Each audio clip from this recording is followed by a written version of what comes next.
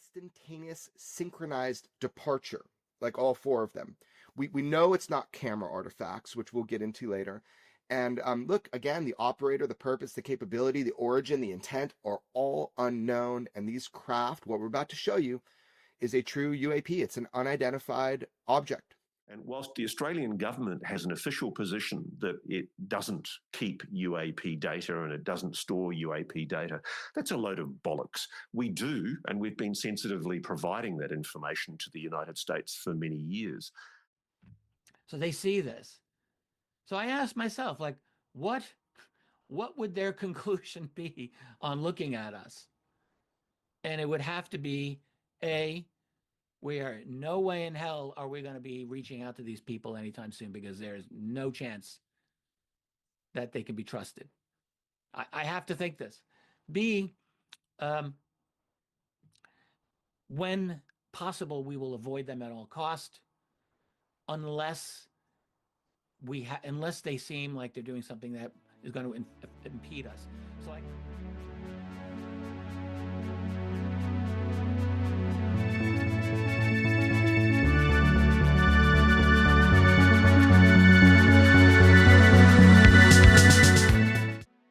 make sure to like the video, subscribe to the channel, share with your friends. Go do it right now. x.com/shot.mine. Come find me.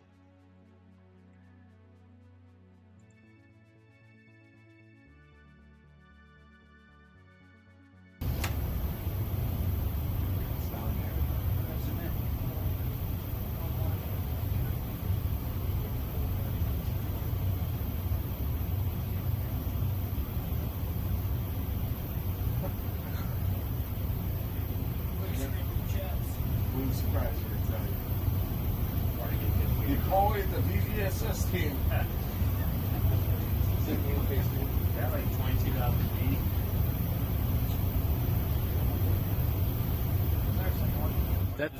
That shit took off earlier. And then that shape kind of looks familiar, doesn't it? Yeah. What would you call that? Kind of tic-tacky? Yeah, that's what they called them. They called them the 2023 Tic Tacs. And yeah, the shape itself, it's not quite spherical. It is pretty much identical to what you see with the Tic Tac UFO released, filmed in 2004. This is a kind of more modern version, probably lower altitude because of the camera system. Weaponized. Jeremy Corbell, George Knapp, Navy Warship encounters multiple Tic Tac craft. Man, this shit went crazy this week. It was all over X. It was all over YouTube. It was on the news.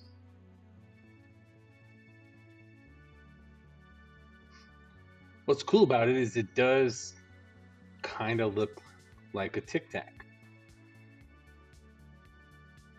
I didn't even go and look at how those one guys, let's go look. I'll look over here while we're looking at that. Like, I didn't see Mick West and them making a lot of noise about this video. And I looked them all up earlier this week. I mean, basically, whenever something comes out by Jeremy Corbell, all the people come out and say, this looks like the same kind of bullshit as always. And that's basically, typically, how they dismiss anything Corbell related at this point. So, fortunately or unfortunately, or whatever, they released their, Tic Tac video, or most recent Tic Tac video, at the same time as Skywatcher 2 was dropping, same week. So they're basically competing with, Skywatcher for coverage.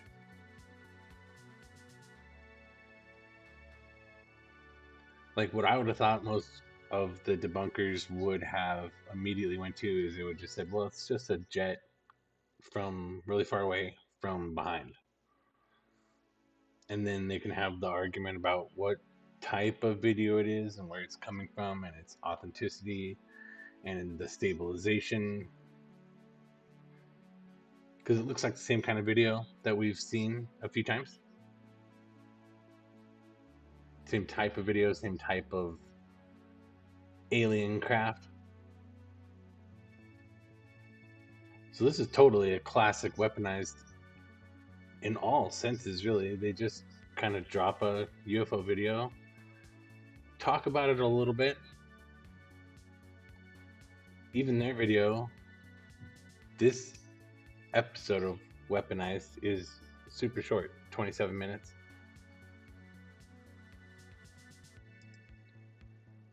See, this is the most replayed. That must be the second time they're watching the video through, because they're watching it at the very beginning too, over here.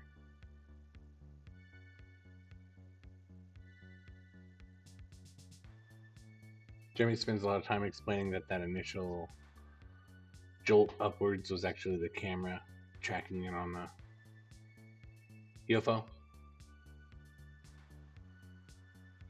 And then, I don't know, between Jeremy and Corbell and then the other internet guys, no one really explains what's going on here. Like, is this something falling? Is this something just kind of hanging out? Is this something flying around? I can't really tell. Like, whenever you see videos like this, it kind of just looks like maybe that thing is flying, but then it turns out it's like drifting or hovering or falling. And this one kind of looks like it's flying. Maybe it's flying away. Or maybe it's just hanging out somewhere really far away.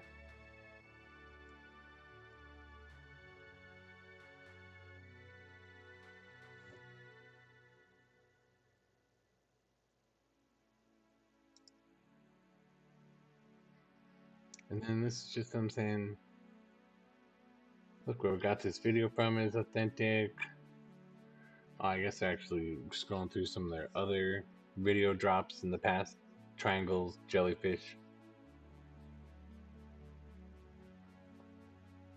It might actually be that this is like Corbell Camp getting out ahead of Coulthart Camp just a little bit because of the Skywatcher drops that were imminent. So classic fun watch, short, and you got an ultra modern UFO video. They don't get into it a lot. They do talk about it just a little bit. You're supposed to know by now what kind of video this is. That this is probably a nighttime military video. High resolution video. And it's probably being enhanced and, you know, it's recreating. It's a digital encryption somewhere that's recreating what's being seen somewhere from sensor data, I think.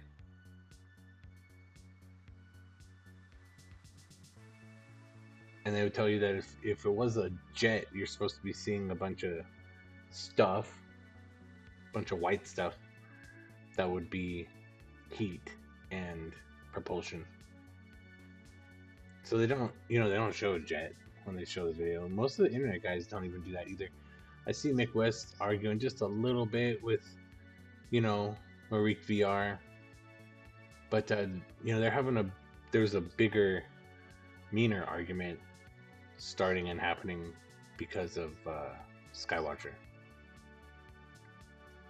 So this is definitely required watch because it's weaponized. So, you know, it's going to basically be required unless it's nonsense. But required and fun and short. By the end of December 2025, we will know whether the neuromechanical, i.e. the dog whistle form of summoning of UAPs, or the psionic now known as the neuromeditative interaction form of summoning UAPs, whether those two systems work. And one of the things he revealed to me yesterday was that the electromechanical form, the dog whistle, I'm just going to call it the dog whistle works 100% of the time. And if you're thinking about the optics that they've got, that promises to be quite interesting. One of the objects that he's saying that they have captured video of is a jellyfish and an egg and a Tic Tac. But interesting to hear the jellyfish as a subgenus, if you like, of UAP is about to be confirmed. The average person still has flying saucers in their mind. When we're talking about UAP, they're thinking of looking at a flying saucer. So to show the video of this jellyfish thing kind of, flying around in the air, very unusual. Ross, fuck'em, Coulthart, Burce Zabel, Need to Know number 62, Watch the Skies. So it's an hour long. It's their monthly show. Normally they cover a lot of stuff. They don't cover a lot of stuff in this episode. Probably at least the first 15 minutes are mostly just them kind of complaining about the Trump administration. There's a little part where they're like, haha, we're better because we do our communications better than the government does with Signal. So there's, they spend a lot of time on it, and then they kind of do a little bit more until you get kind of clear of the first 30 minutes. So almost half an hour. It's not that 15 to 30 minute mark isn't just full of complaining, but it kind of just shows back up now and then. They get it out of their system by about the 30-minute mark. So most of what they talk about of significance is, the Trump administration is not telling them anything about drones, not telling them anything about UAPs, not telling them anything about aliens or UFOs or anything. That they said, and they're sticking to it, that the drones in New Jersey in November and December were authorized by the FAA. And everything else is just, gaslight stories. And they're, they're really unhappy about that answer. And in there's a little piece where they talk about, a lot of people in New Jersey talk about the drones and talk about them morphing, changing shape, changing whatever camouflage they're using. They change it up so they go from being a helicopter to a plane to a drone to an orb back to a plasma ball. Whether it's on purpose to kind of mess with people, or if it's on accident because they're being messed with, or whatever it is. It's not just New Jersey, it's the drone flap that's gone on kind of worldwide across the continental United States. People everywhere have said the same thing. You don't get there is some videos that show the morphing. There's almost zero videos that are of any good quality. So it's really terrible in the end. Like we're talking about shitty videos of things. Even if they were good video, I don't know if we'd be able to tell what the fuck it was. It's a light in most cases. But it's been big news for ufology, for UFO Twitter. And Ross Coulthart will not let it go. He grinds the New Jersey drone axe all day, every day. So they grind it here on their monthly show. Then they get into Skywatcher. So Skywatcher is, a little project, little pet project. Ross Coulthart. He's carved out like his own camp with News Nation and the, I guess, parade of quote unquote whistleblowers that he's been able to provide since Grush. So Skywatcher this week dropped its second video, which had video of 9 different types of UFOs that they have identified and put into 9 classes, 9 types. And so they dropped their second video, which had examples of all the different 9 UFOs that they are receiving using both their mechanical dog whistle and their human psychic powered assets to call down UFOs. And when they call them down, they collect all sorts of data on them, radar data, all sorts of other sensor data, and then they take videos and pictures of them. So it hadn't happened yet. But I think this comes out like the day before or something. So they're saying it's gonna happen. They get into the deets of the New Jersey drones, and then I think we just get into Congress then. Right, Grush being hired by Eric Burleson. It's been big news for a couple weeks in Ufology and UFO Twitter. And these guys talk about it, and they kind of say, well, I don't know if it's going to matter. But now it's a good time to kind of review all the stuff that Congress has been doing over the last couple of years. And then they kind of end everything off with the pyramids. They spend the last 10 minutes talking about the new images of the things underneath one of the pyramids, one of the Great Pyramids of Giza. I think it's the big one. Maybe it's the second biggest one. But you probably know by now. If you don't know, they scanned it with satellites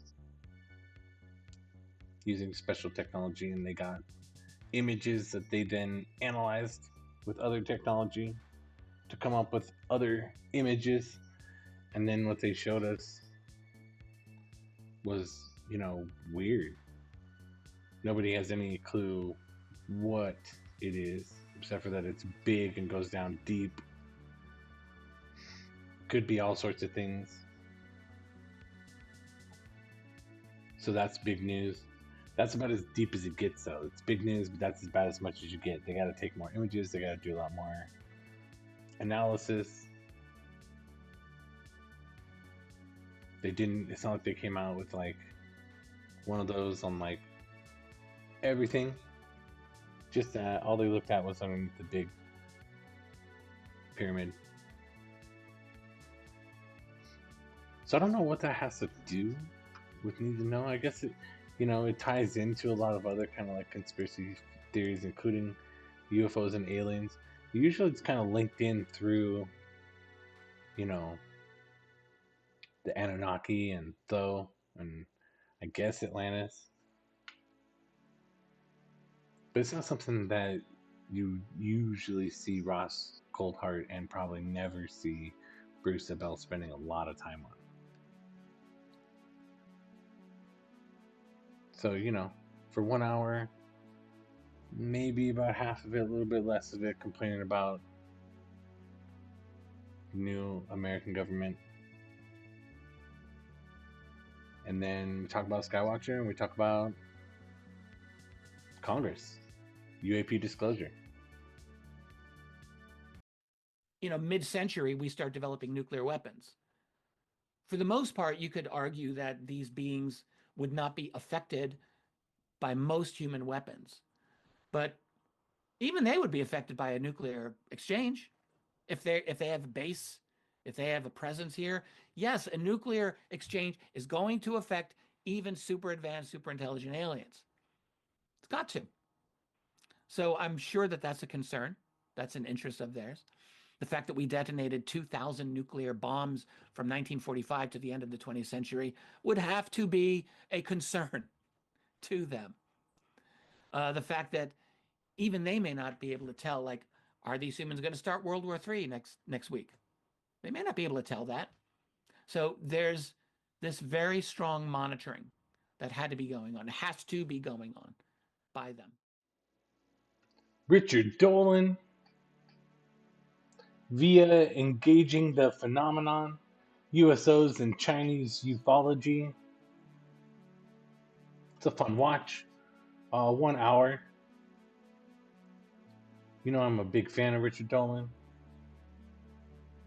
This is not him just going over his recent book. They talk about it for a little bit. He tells like one little USO story. The rest is just these guys kind of like being happy to chat about Chinese ufology. like actually. So it's kind of fun and funny. It was an interesting kind of connection between the Falun Gong cult and ufology. And they also link it more broadly to all of the Qigong practices, which are, you know, basically breathing and meditation practices. There's all sorts of them, all sorts of, you know, different styles or lineages. And so Richard Dolan says, man, when those Chinese were let loose to do Qigong, they did, and they got a whole shitload of ufology out of it. And we used to get a lot of access to it, but the Chinese government, the communists, cracked down on the ufologists, on the Qigong practitioners, on the cults, particularly on the Falun Gong. Mostly in response to like the super large protest that the Falun Gong pulled off in Beijing, where they had like, I think they say in the video, 30,000 practitioners, you know, surround the government buildings or government district there. And it was in the wake of the Tiananmen Square stuffs. And so they, I think, as they explain in this video, the Chinese government kind of let them have their protests, but then afterwards just arrested the fuck out of anyone and everyone involved with the Falun Gong. So if there's like 30,000 people at the protest, they arrested like 300,000 people in the wake of the protest. And so after that, Richard Dolan says that the amount of info that we got out of China from the Chinese ufologists about UFOs in China became almost nothing.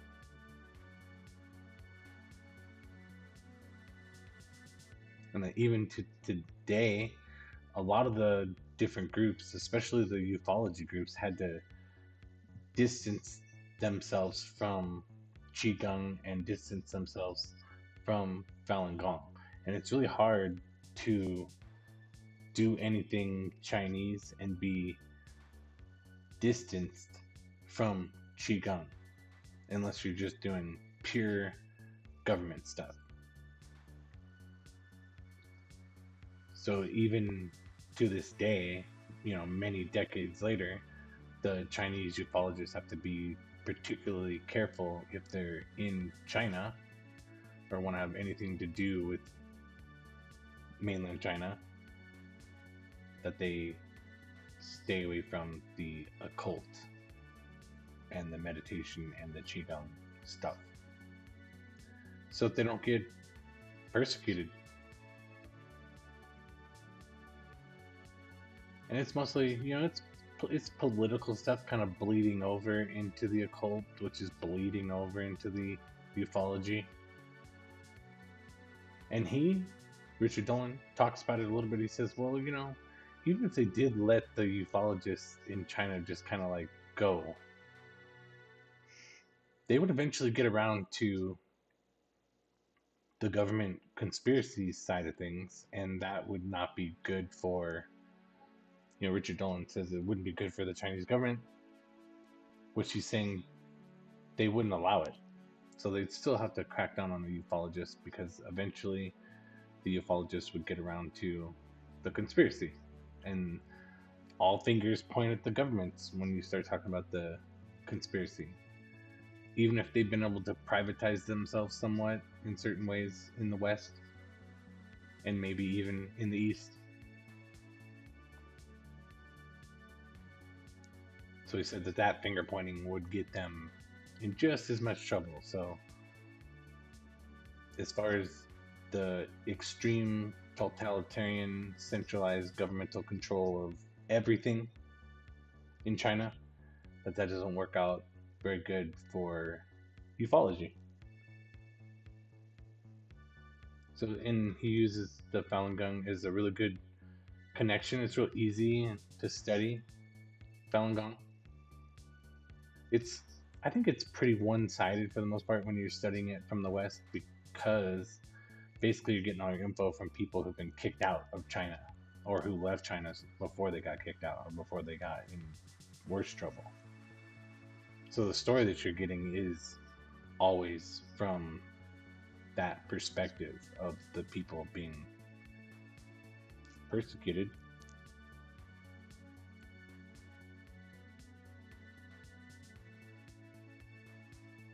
The ufology in here, there's not a lot of ufology in that regard. Like I said, he tells a story at one point about some people who go out and do nighttime fishing running into like a trio of UFOs. Most of that's their topic is kind of talking about kind of the political occult environment in mainland China that leads us to having had a whole bunch, an explosion of ufology for a short time period, and then now, very little, and kind of looking forward, not really expecting a lot. And that's kind of probably a big part of their discussion also, is that a lot of times you'll see ufologists talk about, whether it's just on UFO Twitter or in their ufology videos on YouTube, is they'll say, maybe for whatever reason, China or Russia or somebody else would disclose first, and versus the United States disclosing. And they say here, well, there'd be no reason for the Chinese government, but really for any government, even if they were the secret breakaway civilization governments, there'd be no reason, there'd be no benefit, there's no driving force, there's no reason for them to disclose. So Richard Dolan says, don't expect the Chinese government to pop out anytime soon and say, well, we've got a UFO and we've been able to create secret mining laser technology from it. He says that's not going to happen for a lot of reasons. Right, for all the same reasons that the Chinese government may have thought that its hands were tied and had to crack down very harshly on the Falun Gong movement after the protest. That it actually wasn't even a lot of decision making going on behind that, because of how they just experienced the Tiananmen Square on their side of things, on the CCP side. And that mindset and that those mechanisms would be making the same types of decisions today and tomorrow about disclosure. So, and I don't know why. I don't know. I've never seen a place on the internet where I could say, well, that's the origin of where anyone ever came up with that the Chinese might say the aliens exist, and that would be in some way to their advantage, because that would, cause things to happen geopolitically. Right, all of the best minds in the world, all the scientists would then want to go to China or pay China for access to info. So maybe that. Maybe. But they don't even say that in here. So it couldn't be the case, right? Richard Dolan didn't dream it up.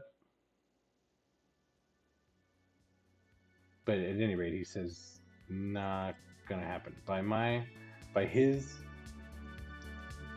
calculations, he doesn't expect that to happen.